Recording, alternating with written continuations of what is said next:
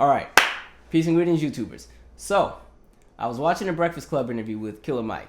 And of course, by the way, I'd say check that interview out. They had some really great dialogue about a bunch of different subjects. Very interesting. And so, the main bit that got me, though, was when Killer Mike and DJ Envy get into this debate about what are the best solutions when it comes to educating black children in this country. And of course, that's right up my alley. Any kind of debate dealing with the plight of blackness when it comes to education and health and the judicial system and the wealth gap and things of the past, all of that is right up my alley. So I was enjoying watching this debate. And so they're really having a bunch of discussions, and it led to a bunch of questions. Like, one of the main debates a lot of people have is the idea of public school versus private school. And, should you send your kid to a private school? Do they get a better education than somebody in public school? Or should they go to a charter school? Or should they go to a magnet school? Or should they go to boarding school? Or should they go to one of those little rich academies that, the church owns, and all those different aspects? And I think to that question, which I'm going to get to in a little bit, is that I don't think there's a one-size-fits-all. I think everything kind of varies depending on the experience that the child is going to get when they're there, which kind of ties into what Killer Mike ended up saying, because there's a line that got me where he said, he starts talking about sending your children to a hostile environment. I said, Okay, kind of like, I don't know if you've ever seen that show Jada Pinkett has, the Red Table Talk or something like that. My coworker watches it all the time during her downtime at work. And the funniest thing is I always make fun of her because I'm like, every time I watch the show, all I hear the whole time is a bunch of every 5 seconds. I'm like, what are they on there talking about? And so I happen to watch like one piece, and Jada or somebody will say something, I guess that's supposed to be profound, and Jada will be like, oh, well, that's when I understood that my words were power. And then all of them at the table, I was as soon as he said hostile environment, because I think that's where the conversation is centered, is what kind of environment are your kids in? So I think when it comes to educating your children, there's a bunch of things to consider in addition to just resources. You know what I mean? I guess I was thinking back to my experience, and I think and I'm talking about my experience in K-12, I think one of the most important aspects as far as making sure that your children are in a great environment for education is the cultural relatability that the teachers can offer. Unfortunately, many black children, a lot of times they have teachers that don't look like them. And that's not saying that teachers that don't look like them are not good educators, but there is that element of cultural relatability. If there is some kind of traumatic thing that happens that affects the black community as a collective, like, I don't know, somebody gets shot and killed by police and the video goes viral and your child has seen it, are they able to have a conversation with their teacher about something like that? Is the teacher ready or equipped to have that kind of conversation? Those are things to talk about. That element of feeling empowered. When I look back in my experience, if I talk about K through 12, I'm going to say I had probably close to 80 or 90 different teachers. You know what I mean? So K through 6, I had probably about 10 teachers. I switched schools a few times. So, K through 6th grade, and then a few special little teachers as far as assistants and stuff. And then middle school or junior high, let me see here. It's like 6 classes each semester times 2 is 12, and then do that for 3 years, 36. And then high school is exactly the same thing. Another 36, that's 72 plus 10 and some change. So you got 80, 85 teachers. Of them, almost 90 teachers, look at me just rounding higher and higher, I only had 2 black teachers. I had a black math teacher, Mr. Robinson, in 7th grade, and I had a black creative writing teacher, Mr. Davis, in 10th grade. And that was it. And so of all of those different faces that worked and taught me, only 2 of them looked like me. Only 2 of them could relate to my experience. Only 2 of them could understand what may be going through my head depending on what was going on in the country, or depending on what was going on at home, or anything like that. And I think all of that is important. I think with that aspect, you have to look and take into account, what is it that your kids are being subjected to for 8 hours? And it's not saying that automatically, if you're not black, you're not going to be able to teach black children. But if you're going to be working with black children, you're going to have to understand that their experience may not be like yours, and that there's going to be some things you may not understand, and maybe you need to actually have to go out and get additional insight from somebody who can relate and understand. I don't know if you've ever seen, there was a really good show that used to be on OWN, but they got rid of it. It was called Blackboard Wars, and it was this show where they followed like this school in New Orleans right after Katrina. So those who were still in the area that didn't get displaced, and they were trying to rebuild their communities and rebuild the schools. But the most interesting thing was, I just kept seeing, there was this teacher that just had the hardest time in the class because she couldn't relate to the kids, so she was in there crying every day. And I was like, I've seen that so many times. Even with me and the work that I do, because I work in the after school realm, I've had many conversations before with teachers who come to me and they're saying, I cried because I don't know what to do with this one. And I'm like, that one? Oh, and then, they tell me what the kid did. I'm like, they did that? Really?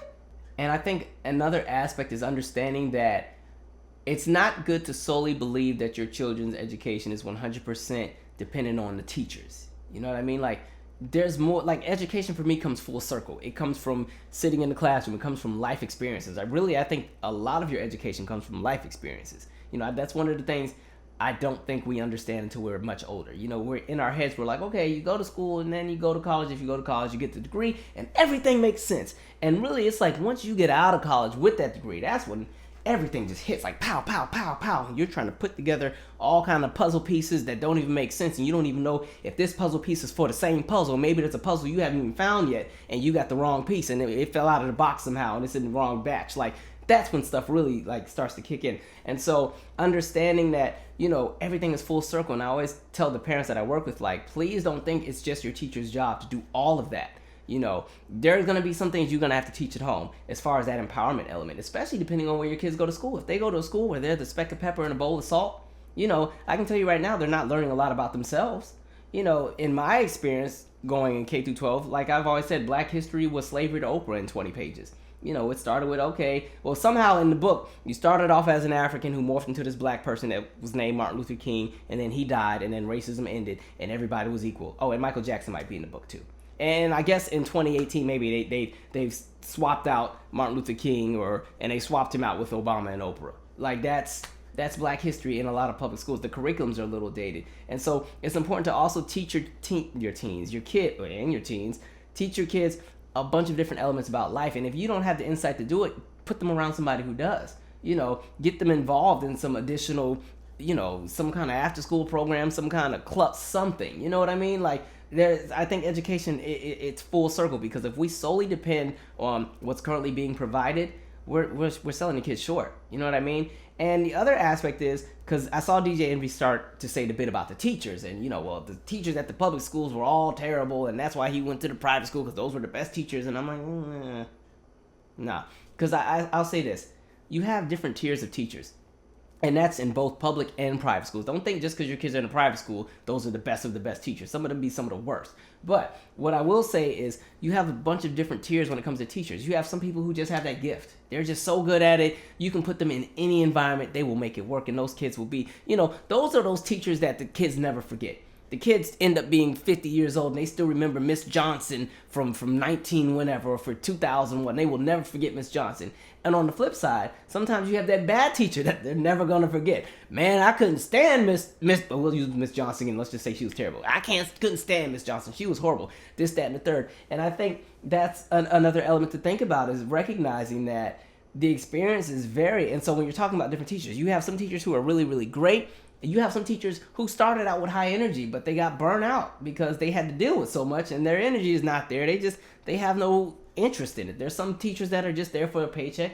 There's some teachers who really this becomes their life. They live and breathe this. And then you have some teachers who, unfortunately, as time progressed and they got older, they weren't able to evolve with the times and weren't able to keep up. And like I've said before, the curriculums that these teachers have to use are so dated. They don't fit with what's going on with this current generation of kids. This is a very tech-savvy, Snapchat, we need instant gratification, we get bored extremely quick kind of generation. And unfortunately, the curriculums that we have are getting dated. Why? Because we're still only spending 6% of the national budget on education. You got to think about that. Less than 10% of our budget is going to educating the up-and-coming generation, because we got to spend 2/3 of it blowing up people overseas.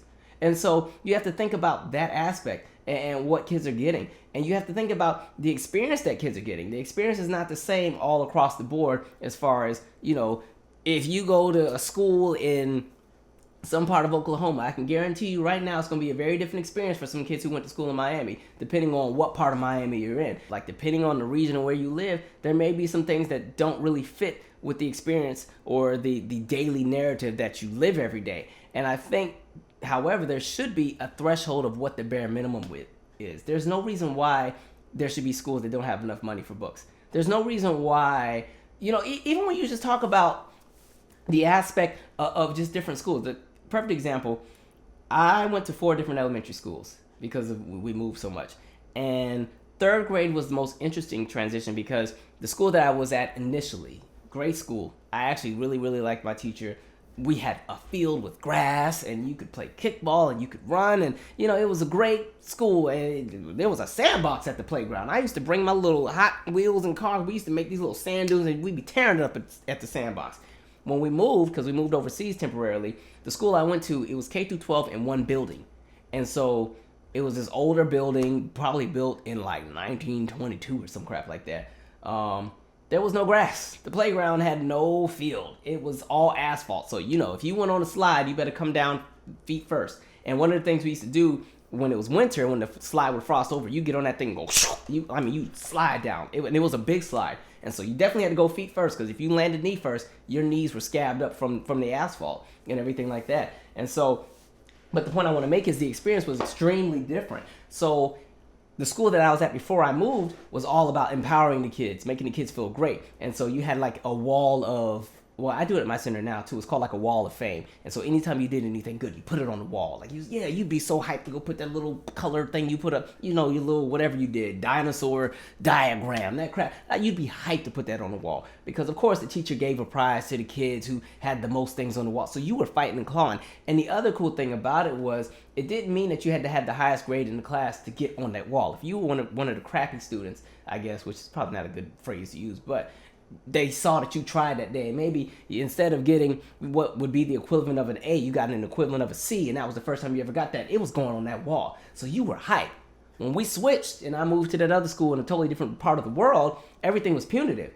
That teacher believed in shaming everybody. So he put your name on the board when you were messing up. And so, you know what I mean? It's conflicting. In one realm, you were excited to have your name showcased. In the other, you didn't want to do nothing. And then when you get told so many times that you're sorry, you're messing up, you're not paying attention, you're not learning fast enough. And it got to the point where they were considering your child might need to repeat third grade, when on the flip side, when I was at the other school, it was like, oh, he's advanced. So I think that experience matters. And that's why I think when it comes to like schools, all of that plays a role. Like in the classroom, kids need color. They need some something stimulating. Kids would like to see themselves. One of the first things I did when I had my center, when I first got there, every kid in there looked just like me. And the fun part about it is they're from all different elements of the diaspora. And so the first thing I did was, okay, I have this really cultural melting pot of blackness, and I have to figure out how to make these kids feel proud about the space that they're in, because nothing in here looks like them. Nothing in here is everything. The furniture was all falling apart. The place had roaches. I'm like, this is what y'all been doing all these years? Okay, we're going to change that. And so, okay, let me write a grant. We're going to get some new furniture. We're going to paint every 2 or 3 years and put a bunch of color in here. And we're going to put faces that look like them of all these people who have accomplished things. All right. And in the same realm, I decided to make this really just great black utopia of excellence. And so, of course, on the same wall where you're going to have a Malcolm X, or you're going to have, a Medgar Evers, you're going to also have Kwame Nkrumah at the same time. You're going to have Celia Cruz. You're going to have, everybody. We're going to put all of them in, because I think it's important to learn everything from a global perspective as well. And so, I think that's important.